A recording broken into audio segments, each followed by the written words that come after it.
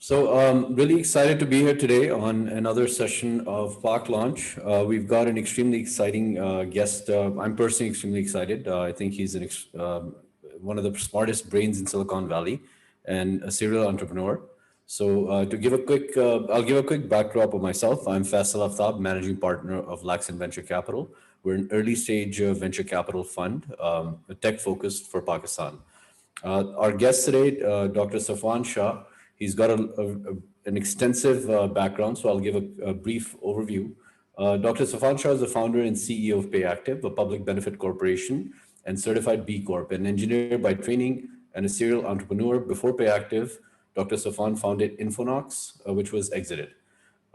He is a noted public speaker who has appeared in TEDx and the Conscious Capitalism Conference. His work has been featured in the New York Times, Wall Street Journal, LA Times, and National Public Radio. Dr. Safwan's book, It's About Time, calls for the businesses to embrace greater responsibility in helping workers deal with an epidemic of financial stress that leads to lost happiness and productivity. In 2009, Dr. Safwan received the George Norland Award, the highest alumni honor for the devotion towards a betterment of society from CU Boulder, where he got his PhD in aerospace engineering and worked for Bioserve Space Technologies, a NASA Center for Commercialization of Space. Dr. Safwan is a board member of Conscious Capitalism, has taught at the Haas Business School at UC Berkeley and Baskin School of Engineering in Santa Cruz, and is a graduate of the Stanford Executive Program. So with that said, I'll jump into the actual interview. Dr. Safwan, really a pleasure. I really enjoyed our chat that we had, and I'm so earlier this week. So I'm hoping we can bring some of that into it. But let's start with the PayActiv and essentially how you came up with this idea, and then we can dive deeper into what exactly the space is, because you are the pioneer, and since the launch of PayActiv, the world has changed a lot, and a lot of other companies have launched in the space. So I'd love to hear it from you. And one more thing I will add for everyone is that Ernst & Young essentially estimates that roughly $11 trillion worth of payroll every day is distributed. So it's a massive opportunity, and I think this is $1 trillion opportunity personally. Well, Faisal, thank you very much. Bahut bahut shukriya to invite me here, and Ali Fahad for organizing these events. I wonder what the world would have been like if during the pandemic there hadn't been Zoom. And now a lot of people actually, I suppose, would like the pandemic to continue so they can have these social gatherings from the comfort of their home. But I'm delighted to be here, grateful for the opportunity. So Faisal, going to your question, like how did it start and what's the origin? I don't have something profound to say on that. I was bored, and after Infonox, I could not bring myself to do anything or get stimulated enough to do anything. And in those days of Starbucks and golf courses, I would often meet these, how do I say it politely, these venture capitalists and private equity people who would always play golf, and I was always available. And in those conversations, I would often be asked that, why don't you do something? And I would not have an answer. So I started thinking about a lot of different things. And of course, went through the AI and machine learning and all those things. And this is almost 9-10 years ago. But this one thought that I had, and it kind of, if you really asked me, it originates from, when we were growing up, there was this hadith, I suppose, which says, Mazdoor ka pasina sukhne se pehle, uski ujrat use de do. To me, that was a very romantic idea. And, I always saw that in Pakistan, that people would ask for money. And in my TEDx, I described the story of actually watching a person being told by the supervisor that I'm a business, I'm not a lender, to give you money. And it always, in a way, irked me and bothered me that people are earning every day, but they get paid every 2 weeks. So this was the genesis. And this thought was there. And I kept looking around and to see if somebody was doing anything around it. They were always either lenders or some kind of online lending process which would underwrite you. So that was the basic idea that, okay, got to do something about it. And there are many other pieces that connected later, and I'll go into it if you ask me. But the basic idea was social justice, and why is this money held for 2 weeks or a month? It's almost like you're challenging the entire accrued system of payroll, which hasn't made any sense in terms of why it still continues, especially when we have the ability to essentially get so many other things instantaneously. And I guess before we dive more into it, I'd like to understand, I mean, why did you choose essentially a public benefit corporation? I mean, I would have thought of this as a lending play, but as you aptly said, that this is not just a lending play. So what is the thought process behind that? I think it was, so we first became a certified B Corp. So for everyone's benefit, there is this class of businesses in the US called certified B Corp. A third party actually takes you through several hundred questions and establishes if you are interested in the betterment of the planet, the society, equality, and so forth. So you go through these questions like sustainability, etc., and you become a certified B Corp, and that is a self-described kind of process. You say, I'm a certified B Corp. So any corporation can become. It's not a nonprofit, it's not a charity organization, it's a certified B Corp, a third party has said, it's like ISO certification, kind of. So we did that in 2015. After about 5 years of being a certified B Corp, there is a new standard that comes in which says that, hey, you've now self-congratulated for several years. Now the time has come for you to prove that you are for real. That means you're going to go change your articles of incorporation and become a public benefit corporation. So when we became a public benefit corporation, it was because the B Corp required us to now have articles of incorporation amended to say that we do actually have a purpose and mission in life. And that's what we are pursuing. You still remain for profit. You can still raise venture capital. Famous names in the category would be Patagonia, Ben & Jerry. They're publicly traded companies, which are PBCs or public benefit corporations. So that's the kind of gist of the story. And to me, the need to do this was to have the company have a moral compass, because the entities and the constituents we serve are lower income people in broad numbers. So the company should have it woven in its DNA that it has a mission, and that is to alleviate financial stress and so forth. So that's the reason. And you term yourself more than just a salary advance platform. It's a financial wellness platform. Could you dive a little bit into the platform itself? How is this a B2C play? Is this a B2B play? What's the strategy and what's the approach here? And what's the end goal for the consumers that ultimately come onto the platform? Ultimately, it's a B2B2C play. And it started B2B, but it's a B2B2C. It's kind of like in the US, at least, pharmaceutical companies sell a medicine or some kind of drug, but they can't sell it direct to the consumer. First, the doctor has to prescribe it. And then, so it's that kind of a thinking. In the way I look at it, and I'll just unpack it so what are we really solving? What have we really solved? What we have solved is we've changed the velocity of money. So for everyone's benefit, what PayActiv does is as follows. People earn every day, but they get paid in a staggered mechanical batch process every month or every 2 weeks. However, the money that they've earned is now sitting with the employer until payday. We go ahead and allow the employee or the worker to take that money as they earn it if they need it. So if they've earned it and they need it, they can access it. It is not a loan, and it is not an underwriting process. It is calculated based on days or hours.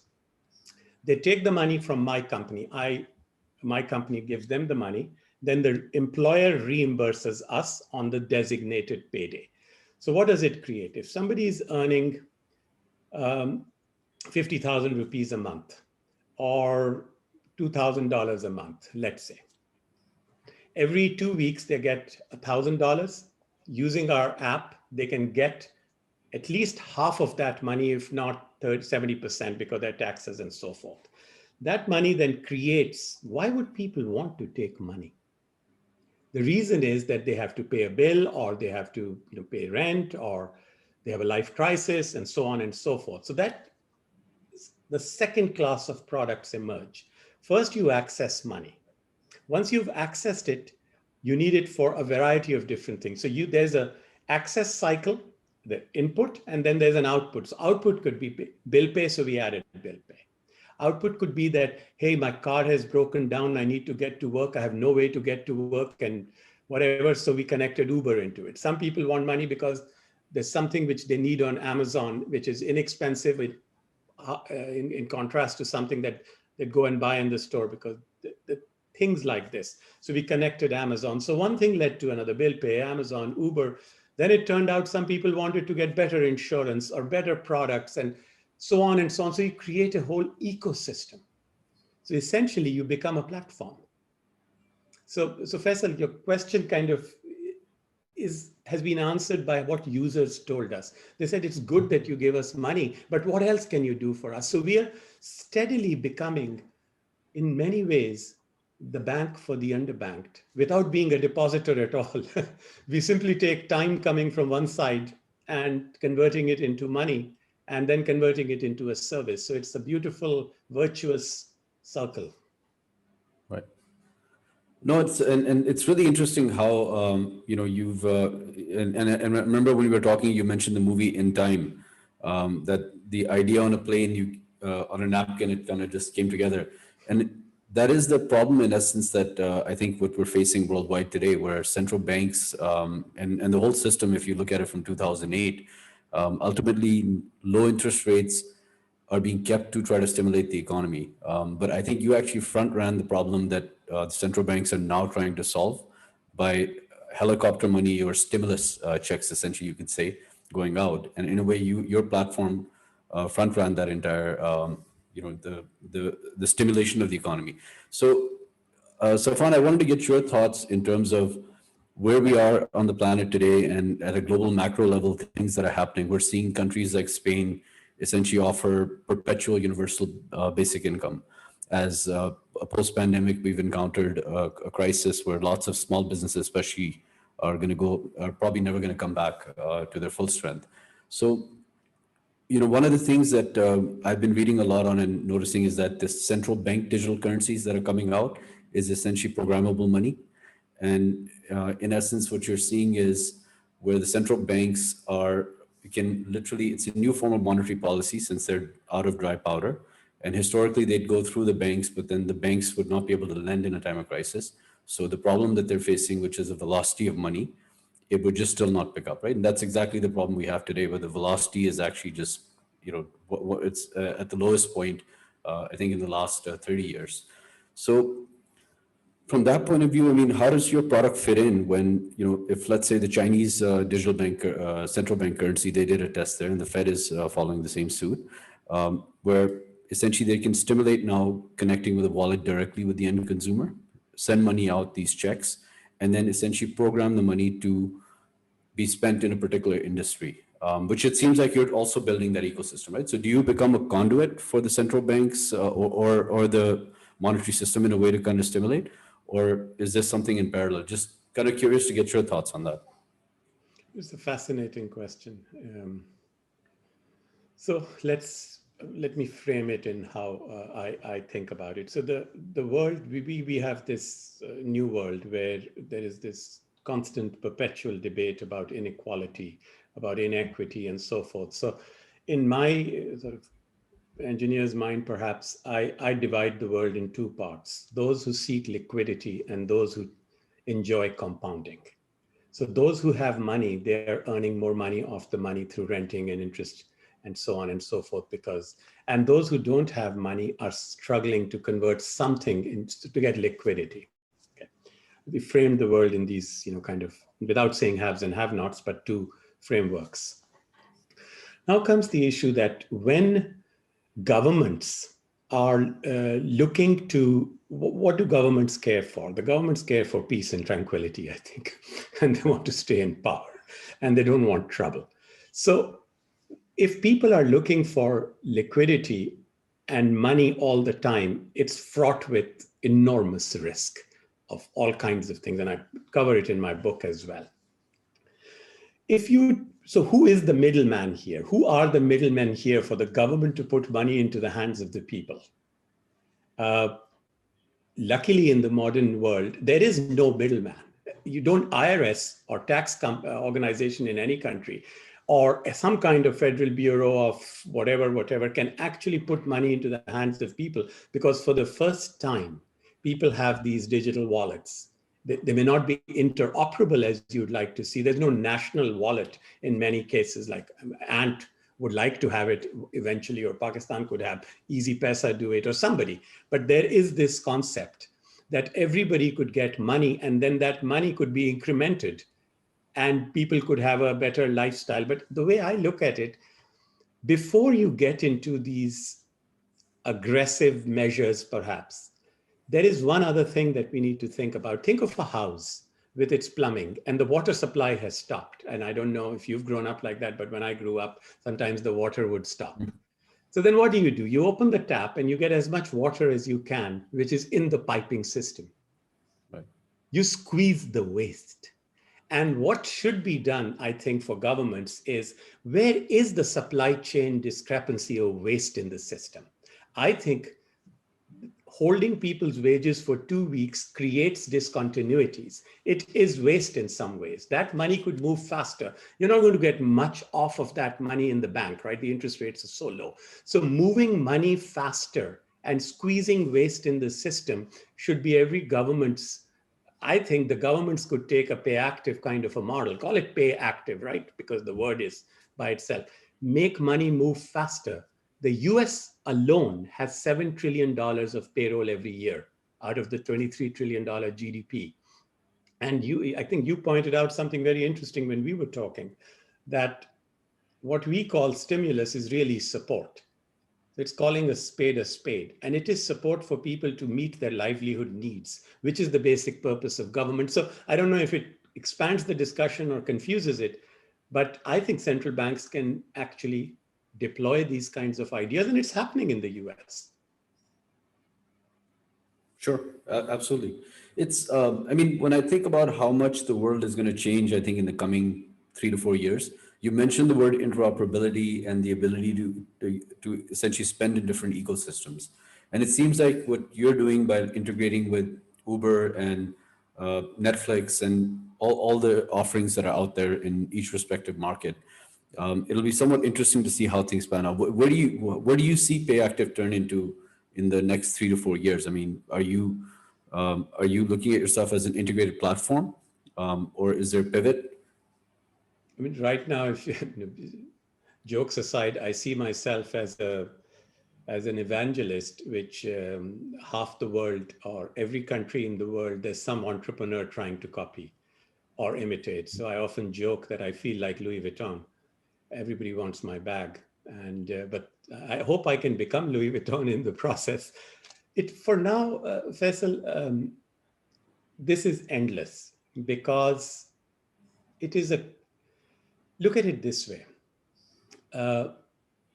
Money is fungible. It can be transformed. A lot of things can happen to it. We are capturing the source. Where does money get created? The unit of work. What is the unit of work? It's dollars or hours worked, right? It's interchangeable. If you work in the US, at least payroll is calculated. So the unit of work is some unit hourly rate, or some unit of work is perhaps time. I think in every country, there is this supply chain inefficiency. And as we evolve into a foundation for maybe 2/3 of the population, we can't really be valuable for the affluent or the very affluent, but we can be very valuable for the young generation, which lives in a different mindset, and for the lower income people. I think this will be this whole process of money getting earned and money getting spent will get disintermediated. I think HR and payroll as a function will merge with fintech. The real convergence that is happening is a convergence between HR and fintech. HR has lived in its bubble for way too long. It's inefficient. It's usually a secondary department in a company. Now it will probably be more like the behavioral HR, taking care of people and so on. And payroll will become more like a fintech thing. Employers will become participants in the well-being of those employees. Money will move faster. Employees will be able to get credit, buy products, and so on and so forth. I think that's where it is going. And it is now relentless. It is unstoppable because there's too much waste in the system and nobody thought of it. And, one fine morning I wake up and say that I'll do this without knowing what I was getting into. And I don't know if you want to hear the real story of how it all started. Please. I found that very intriguing. There is a movie, there is a song, and there is a history lesson in that. I'd like you to elaborate on how the concept came, because I think for everyone, ultimately all big ideas happen on a napkin and on the back of the envelope, right? So I think it'd be important to share with everyone that those thoughts we randomly have when we're traveling and have idle time can turn into $1 billion idea. So if you could share some of that. So there are 56 people here, and maybe I don't want to bore them with. So there's a movie, there's a song, there's a history lesson, and I'll go into it one by one. So in 2009, I was sitting in a plane and I was watching a movie, and I think 2009 or 2010, and the world had collapsed and the economic collapse and everything. And the movie was called In Time. And it was a Justin Timberlake movie, which I saw on a 7, 8, 9-inch screen diagonally with my headphone on and sitting like this in a plane seat. And In Time is a kind of dystopic society where the unit of everything is time. So everybody had, and I don't know who has watched it, and I know you can't answer me, but so there was this Justin Timberlake, and the whole world in that society had their time, and this was the time left for them to live. So those who owned time could live perpetually, and those who lost time would die. And the police of that little, dystopian society was called timekeepers, which, by the way, is a group of the people who manage the millions of hours that we get in every minute from all over the US from different companies. So that was it was for me a massive, neuronal rush, so to say, that, oh my goodness, this is exactly how the world is. So that was the movie. Then there is an Indian film called Lagan, which is about debt, holding people hostage. And so that was these are the movies. And then, of course, there are many other stories you could build around it. The second thing was that, and I cover that in my book as well. In 1984, Ronald Reagan wrote an op-ed in which he referenced a philosopher and an economist and a scientist by the name of Ibn Khaldun. And Ibn Khaldun had said that if you tax people beyond a certain limit, then it's unproductive. And if you don't tax people at all, then the government doesn't get any revenue. And that later on in the US became known as the Laffer Curve, which is the foundation of, the Laffer Curve didn't come by Arthur Laffer on a napkin in Washington, DC. Laffer Curve came from Ibn Khaldun, and luckily Ronald Reagan wrote an op-ed in which he referred to Ibn Khaldun. I saw that Laffer Curve, and those of you who are economists may enjoy this. And I said that the Laffer Curve is really the optimality of pain curve. If you push people too hard, they'll fight back. If you tax people too much, they'll fight back. If you don't tax them at all, your government is going to be poor. You have to create an optimal solution. And that is the debate always in a country that taxed more or less. So that was a bit of a history lesson. A little bit of math. Those of you who are math physicists or mathematicians, what did Newton do? Newton's biggest contribution was to introduce time in equations, which is called calculus, right? For those who are real people, real world, statistics matter most, but those who are engineers and all, calculus matters more. So the rate of change of distance is velocity, and the rate of change of velocity is time, is acceleration. And what am I doing in PayActiv is I'm taking time as a part of the payroll process. How much you are earned, I can't control, you can't control. How you are paid, you can't control, I can't control. When you are paid is entirely in the control of the employer and the system. So bringing time into the equation, so that's the math of it. So I don't know if this helps, but these are the few things. And the song is a very famous song. It's called 16 Tons. 16 tons is the weight loaded by a miner every day. And there's a song in the 1950s, which is a part of a documentary that we made about 4 years ago called 16 Tons, Another Day Older, Deeper in Debt. And that song is the foundation of much of the work I do. Now, for all the entrepreneurs out there, do you think a person like me should build a company because I think of these things? Or is there a trend you should chase? My message to you is forget the trend. Solve a real problem. Faisal, over to you. Yep. No, and I think that's, it's like someone told me once that there's opportunity everywhere. You just have to look for it, right? It's and I think that's what you created. Where even though it was a movie, a song, two movies and a song in Ibn Khaldun, but ultimately you went and solved the problem. I'll ask you. I'm getting a lot of questions on the chat, so what I'm going to do is I'll kind of amalgamate a few of them that are similar and ask a question which was in my mind as well. You've pioneered this space. I mean, this was what, I think 2014. Am I correct on that when you came up? So no, 2011 December, I registered the company. Wow. Okay. So really ahead of the curve. Sat on the idea for a year and a half because I just didn't feel the need to do it. But yeah, it's a 7-8-year-old journey. So the questions I'm getting are, obviously that you've cracked this, what is it that you're doing that you've been able to solve this problem that others haven't been able to do it? And there's a few around the world. I think WageStream, and in India also there's a couple of salary advance platforms that have popped up now. The other part that I'll amalgamate the question as well is basically what distinguishes your platform, and then in terms of funding, I mean, how are you raising funding? Are you going to have to continue to raise money to keep growing, or what is the model here? Yeah, I see some of the questions in the chat also, so I'll try to be sensitive and give answers. We've got plenty of time at this point. We have raised some amount of money, and we did it more in the recent year than in the beginning. We raised very little money and we grew. Because we had to change the behavior of how businesses saw their employees and how employees today access wages. So the behavior change was at two levels. The businesses had to change how they think about these things. And people who are out there, they are also uncomfortable taking money faster from their own paycheck because somehow there is this. So there are two levels of behavior change. How do they come about is by education, by longevity. You have to stay there, right? People get used to it eventually.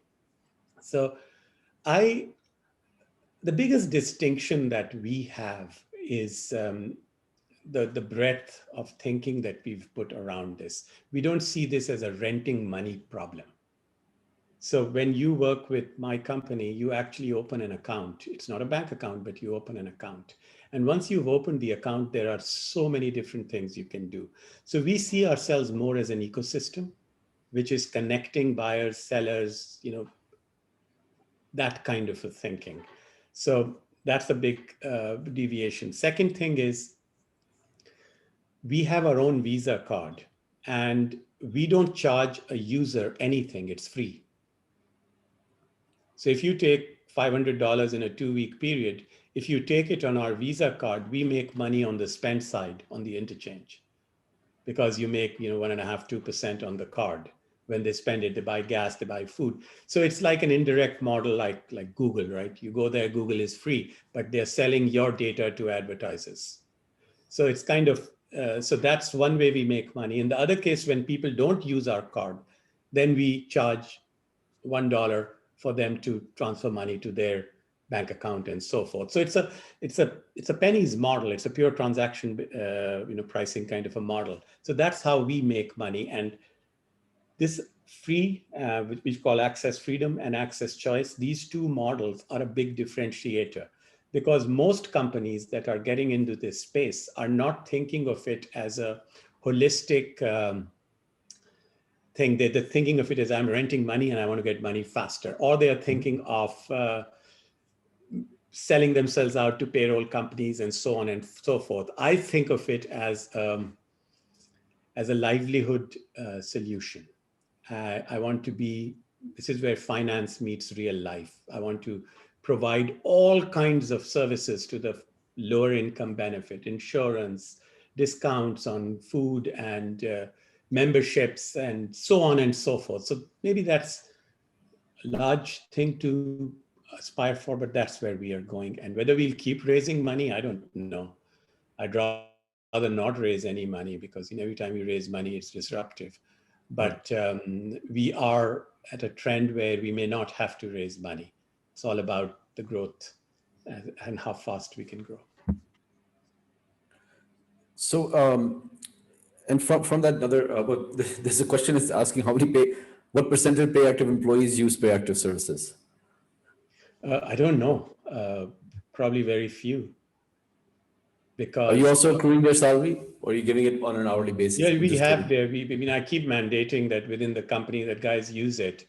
And the thing is that when we originally began, and it's a great question, and I wish I could say every one of them uses it, because ultimately, even if you're making, $20,000 a month or $30,000 a month, why would you leave the money with the employer? Whatever you want, you should be able to take.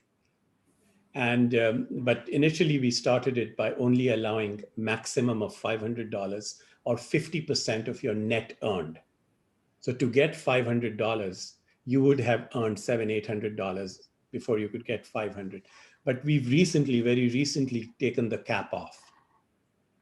Now you can get 50% of whatever you've earned. This will improve or increase the pool of people who would find it interesting. Mind you, please recognize that even the users that are there, some of them have not experienced the ability to take money, and which doesn't cost them anything. So they have to learn, they have to discover, oh, is there something like that? So once they discover it, it's no going back. It's an extremely valuable service for them. What are you seeing? What economic demographic are you seeing a higher uptick from? Is it primarily your lower income demographic, Yes. Or is it your lower income or paycheck to paycheck? I think about 80% are what we would say lower income, and then the remaining 20% are paycheck to paycheck. Could be earning a large salary but living paycheck to paycheck. Right. So a little life event, and they need some money so they can draw upon it.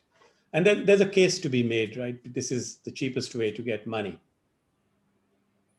Would you eventually, all the people in your ecosystem, I mean, I guess coming back to your revenue model there, it seems to be more questions wanting to understand the revenue model. You're not doing the traditional spread where you're charging a percentage because you're not doing the lending model, right? No interest. So could you provide a little bit more clarity on that, just so people understand how you're monetizing it? So people are, I think in Pakistan, there is this thinking that, so there's a whole concept of Sharia, right? So we don't charge an interest rate, whether it's like an ATM transaction. For all those people who have the questions, think of it like an ATM. Mm-hmm. The ATM charges you a fee sometimes, but it has nothing to do with the amount of money. So the transaction type that we have created is not a loan. And actually on December 30th, the federal government in the US, Consumer Finance Protection Bureau, actually named one company which is doing a transaction which is not a loan. You can see the entire approval order on the internet. I saw that. It's not a loan. There is no interest rate, and there is no collections. So if somebody takes $300 from us, we don't underwrite you. We are only giving money that is already yours. Second thing, we don't charge you an interest rate or a fee which is connected to the dollar amount, which makes a lot of people, a lot of international markets, people get very uncomfortable because they believe that the poorer you are, the more you should be screwed. But that's not the way you can build this business. So, and I said that deliberately. you've got to have a flat price. When I look at the Easy Paisa and all those things, they're actually turning it into a loan at the back end, which is a tragedy. You shouldn't do that. In this case, it's not a loan. So you charge a flat fee. Think of it like an ATM, build money, earn on volume. Final thing, you don't do any collection. If the money doesn't come back to you, in our case, the consumer doesn't have to reimburse us. The employer reimburses us. So all these thresholds or triggers have to apply. And that's a very smart approach because, in essence, you don't have a risk because you've just basically given them an advance Well, I have the biggest risk, right? money. Because I can't collect. From the employer. Though I'm saying it's easier to collect on the employer side, right? Yeah, but I can't collect. I've indemnified the employer. So guys in Pakistan, guys and gals in Pakistan, venture capitalists and otherwise, you will analyze this to death and people will stay poor. Or you'll do something about it. You have 50 million people over there. 12 million people need it yesterday. A model like this can catch like wildfire. Right. Speaking of that, and I mentioned there were quite a few copycats all mushrooming all throughout the world. So this is clearly a global opportunity. What is PayActiv's plans? I know you guys are in Pakistan as well. What do you do in Pakistan specifically? Is it just a back office? Could you kind of share that with us? Yeah, I mean, it's mostly a back office and engineering. We've been in Pakistan from the beginning of the company. I've tried a lot in Pakistan to do something about it. But people either want to copy or not be thoughtful about it. They want to make this into, to me, it is you have to just launch it in Pakistan. And you have to do the same constructs to some extent, indemnify the employer. But the question I get back from people is, people are not going to pay us back. And there is this big fear. So I don't know if that is possible. My own experience is that it's almost impossible to convince companies in Pakistan and people in Pakistan to actually launch a service like this, because there is this belief that employees should not be paid faster. There is this belief that wo kaam pe nahi aayega agle din, or things like that. Which there's definitely a trust deficit in Pakistan Huge. across the board, right? That's why it's tough to do pretty much anything. I think across all, When I'm doing it in Myanmar, I'm successful in Myanmar with a bank. So what I thought in Pakistan would be the best way to do it, and this is like a cookbook for those people that are out there. The banks are all interested in taking deposits, right? I'll give you a little sort of macro lesson, maybe. So in the US, we have learned something, that banks don't need people who are lower income for one fundamental reason, because they don't have deposits. When people don't have deposits, banks don't like them. But 70% of the workforce has transactions. They may not have deposit. They get a salary every month or every 2 weeks. They have transactions. That salary gets deposited. By the time it gets deposited, it has already been spent. So there's this another haves and have-nots. People who have deposits, who enjoy compounding, people who have only transactions and they struggle for liquidity.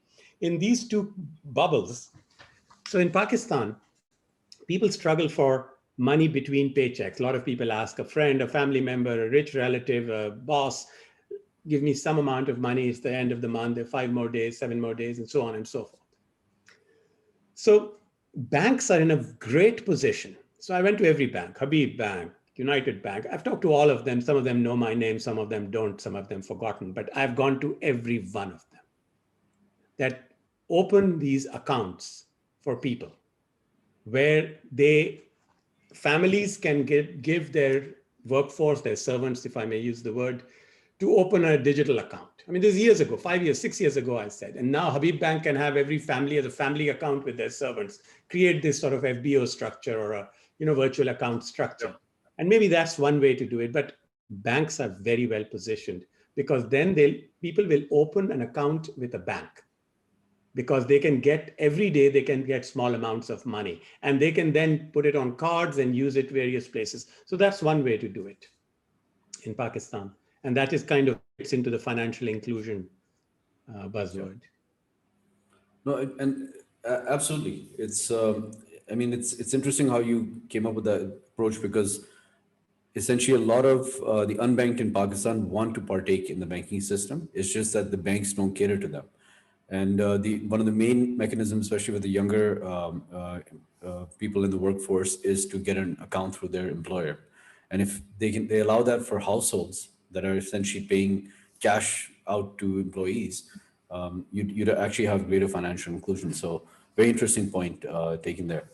And so banks are the way to do it in Pakistan, if you can. Then some people will come out and say, I'll go sign up a Dawood or a whatever, who are the big businessmen are. I'll sign up all their factories and they will pay their employees. So I went and stood in front of a factory in Karachi somewhere where there was a line on payday. And the line was of people not the workers, but those people who were going to collect the money from the employees after they had been paid, because there's this economy that runs. The corner store will give you sugar, atta, and all that in lieu of the fact that you will pay him or her. And then some people don't pay. So then there's a line in front of a textile factory that on payday, they go to the guy that, Safwan, you've got your money now, give us first. Right. So it's kind of happening in the informal economy. It is happening already. Yeah.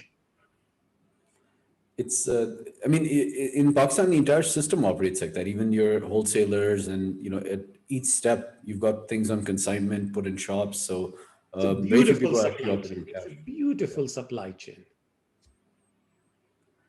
Now, there's another question. I'm going to start diving into the question simultaneously because it's more about the technology itself. Someone's asking if you're entirely a cloud-based model. What is the actual tech stack? Yeah, it's entirely cloud-based. I mean, whatever that means. Right. I must be an engineer who's asked this. Yes, it's all on the cloud somewhere in Amazon and someplace. So, Safwan, from advice point of view to entrepreneurs in Pakistan, obviously this is Spark launch. So I know you're a very US focused setup. One question before you actually answer that would be that: are you going to stay focused in the US in the near term, or are you going to look to expand regionally in North America and then Europe and Asia? We're a US corporation. We are US focused. We're also in Australia for several years. Our simple strategy is to go to all cricket playing countries. No, I'm just kidding.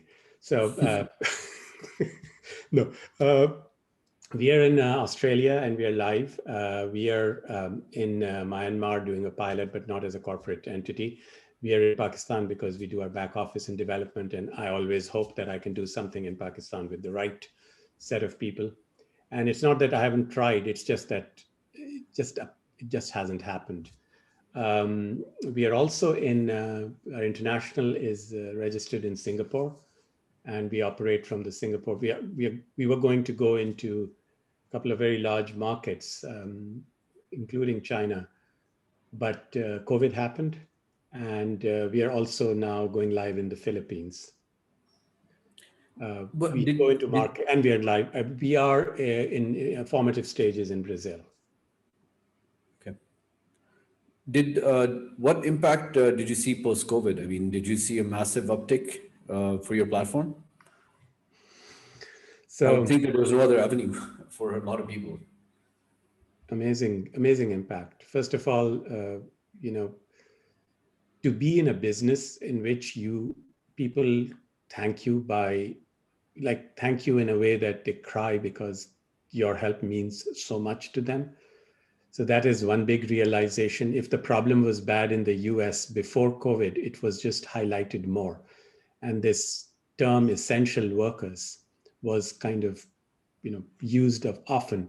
PayActiv is really providing earned wage access to essential workers. We published a survey result in April in which more than 85% of the people we surveyed across our network of hundreds and hundreds of thousands of people, several million in all. And the response was that they were less scared of COVID than they were of running out of money and not being able to feed their families. This is America, United States of America.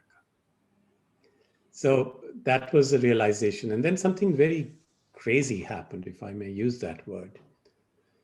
We got an inquiry in April from New York City, where the city department said that we need to deliver food and medicine to shelters and other people who are disadvantaged.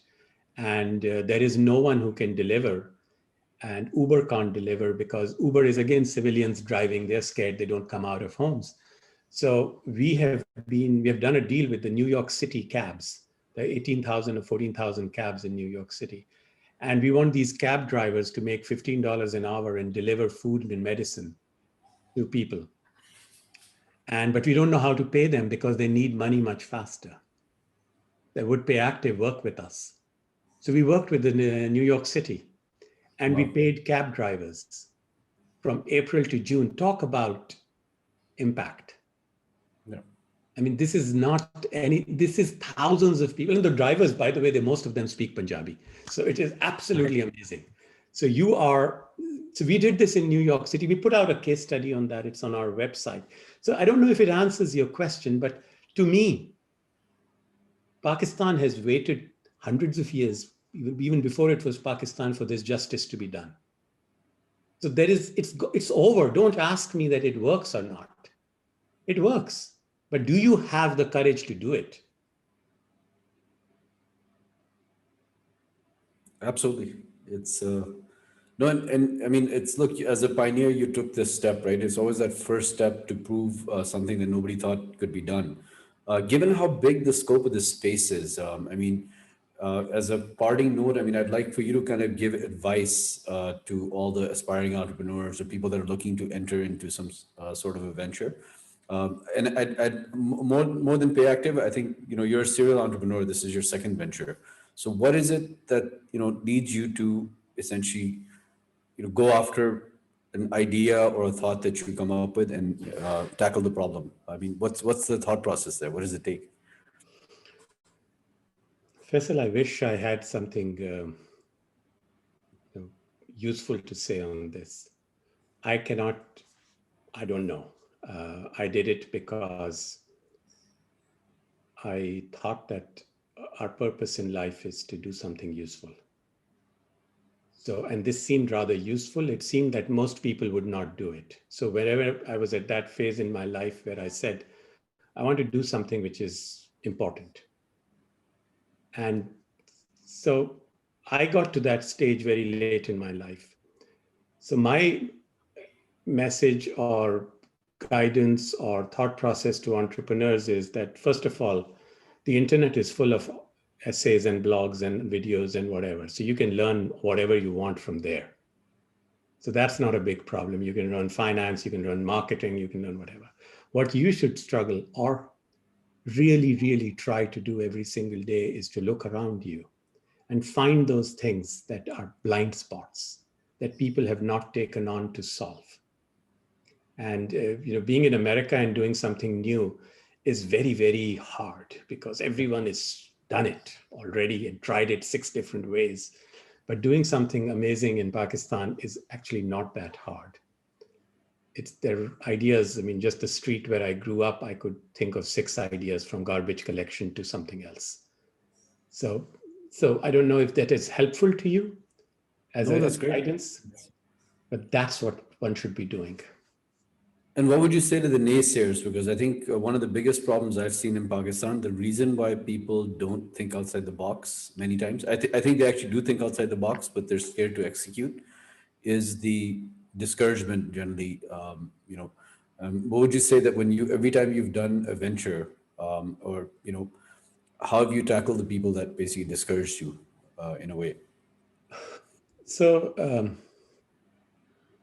I'm an accidental entrepreneur. I mean, all the stuff that is said about me is mostly because something has to be put in words. I did not plan to be an entrepreneur. I just did what I could to survive.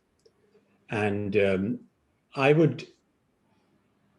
nobody gave me money in my previous company, which is Infonox, because I was, just a PhD trying to do something, trying to make a living. Most people didn't even give me a job. So I'm not saying it in a bad way. I'm saying it in a good way.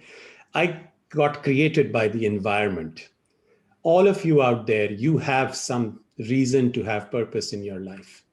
Forget passion, have purpose. Like either you couldn't get a job, and you will see that, like, right, the WhatsApp founders could not get a job in whatever company, and they decided to make WhatsApp. So I would say it in a sort of crude sort of a way. If you're pissed off about something, get up and do something about it. That's the message. Do not let status quo. I was pissed off by the fact that people's wages, poorest people in the world, give a loan to their employers. That pissed me off. And I don't know if that's helpful, but that's what I think. No, and I see this all the time. A lot of the staff in Pakistan, they're borrowing amongst each other. The employers are not willing to lend. Die of shame when your gardener and your driver can, "Sahab, mujhe 2000 rupees de do, aaj 15 tarikh hai." And you say, "No, I'll not give you 2000 rupees." Shame on you. You've got 14 days of his salary in your pocket. And that was the other question I was going to ask you on what is the point of the month in which you're seeing the maximum amount of people Beautiful. coming in? It's a very interesting behavior. So pay cycles go like a sawtooth. It goes up, then you get paid. Then it goes up, then you get paid. Mm-hmm. So middle of the 2 week, in the US, mostly 2 weeks, middle of the 2 week cycle, because it's either they've earned half the money. So what happens is, in practice, in behaviorally, what happens is they convert the 2 week period into a 1 week payroll, or they convert it into 4-day chunks. So every 4 days, they'll take $50, $60, $90, $100, $150. Another very interesting thing is nobody takes the maximum amount available to them, which was the most bizarre behavioral thing. So in my advisory group, and when I started the company, I had a couple of professors from Stanford and Harvard and all that to come and help me think through this, finance people to think through this.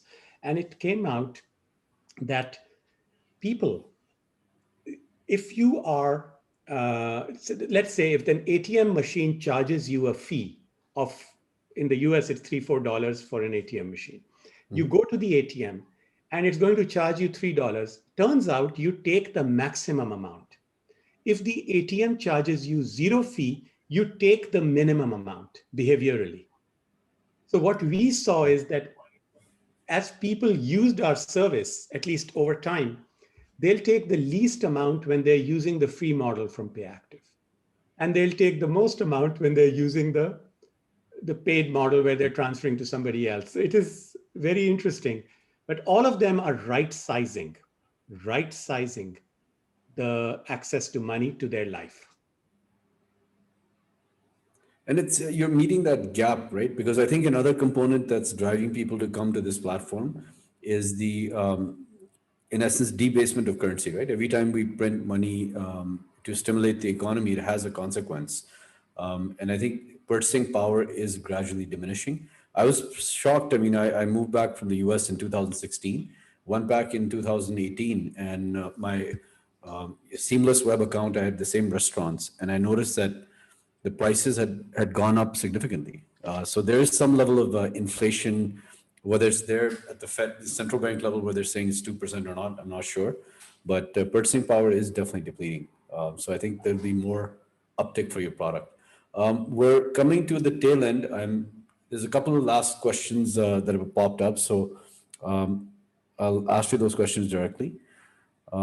Someone saying, Musab is saying, I joined a few minutes late, so maybe this was told at the start. Is there a specific demographic age-wise that is perfect for PayActiv? There isn't.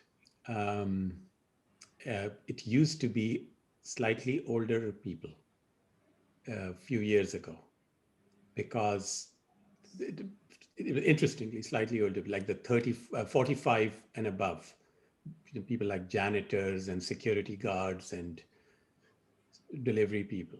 And over time, what we have seen as we have evolved, as the industry has evolved, it is spread across age groups. What is interesting is people who are of an older age group will take larger amounts of money because they earn more. And people in younger age groups will sometimes take small amounts and more frequently. This is not anecdotal, but it's not fully scientific also. So this is what we are observing because it's happening. It's happening in real time. Safwan, we're going to wrap it up, but I'd like you to kind of give a final parting thought to everyone on the panel. Well, thank you for inviting me.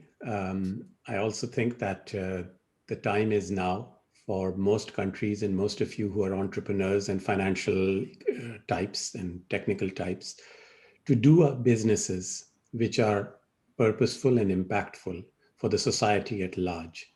I also want to say, because this is from Pakistan and all of you, I'm from Pakistan, the best ideas are local. People like me who've left 30 years ago are simply talking, actually. The reality is yours, and the environment is better understood by you. Don't look out, look in. Look within, and the greatest companies that will come out of Pakistan will be from within, with ideas that are local. That's my belief. That's all I have to say. Thank you so much. And again, I'd like to thank the Park Launch team, Ali, Fahad, and team. Thank you so much again for creating this platform. It's great to share thoughts. I'm constantly learning, so I really appreciate this. Thank you, everyone. Thanks for joining, and we'll catch you next time. Thank you. Thank you. Khuda Hafiz. Allah Hafiz.